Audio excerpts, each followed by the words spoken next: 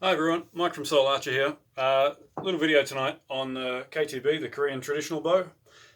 Before we do that though, first video I've made in the shed, so I'll give you the quick tour. Doesn't take very long. Got the hanging target down here. Can't shoot target faces on there because as soon as you whack one arrow into it, it starts swinging and then there's not much point trying to aim at it. Got the target bow down there. I know, I really like target shooting as well. Not very long shed, get about 6 or 7 meters in there, so not too bad for working on form, but that's about it. Anyway, more importantly, the KTB. So this one's from Kaya, similar shape to all their other bows, all quite short. We stock a 52 inch, but they have a variety of lengths. 52 inch is good for a nice long draw, so 32 inches it can do quite comfortably. I'll just get this in nice and close. It's got this lovely leather wrap and pattern finish all the way along the bow. It goes all the way down. If we turn it over, it's a maple cord bow, but it's got this carbon backing, so that's where it gets some of its strength. Got the wraps to hold it together.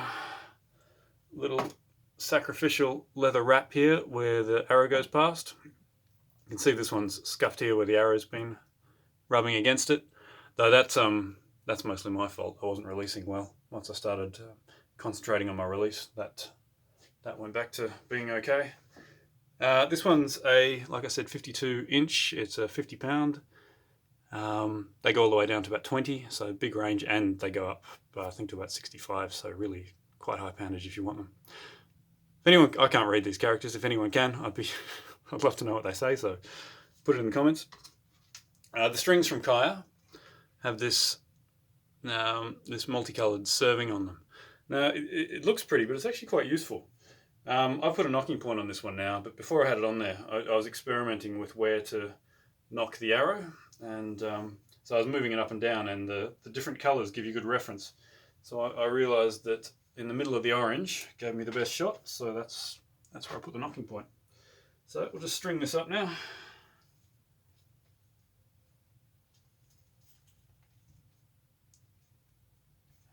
Get it sitting right. Bottom okay. Yep, there we go.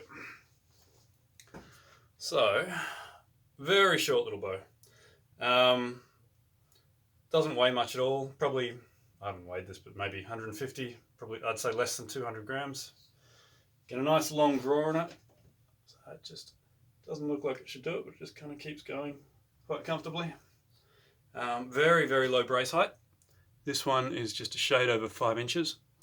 And I found that tends to bite me just on the wrist, about there. So this is one to wear an arm guard with. I won't put one on now because I'm only going to have a couple of shots, and same for the gloves. If I was shooting any more than 2 or 3 arrows, I'd certainly put one on. But yeah, look, I'll put a few into the hanging target. Oh, bang, stand back.